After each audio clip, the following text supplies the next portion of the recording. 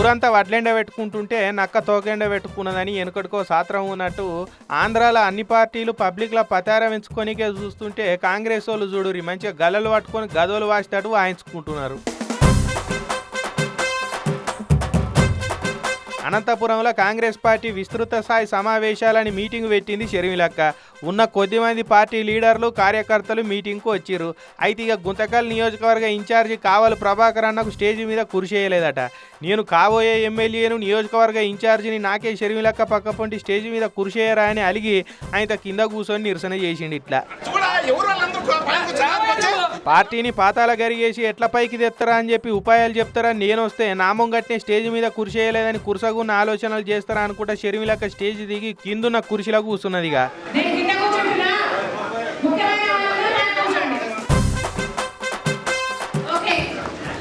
అయ్యో షర్మిలక్క, నువ్వు గట్ల కింద కూర్చుంటే ఎట్లా?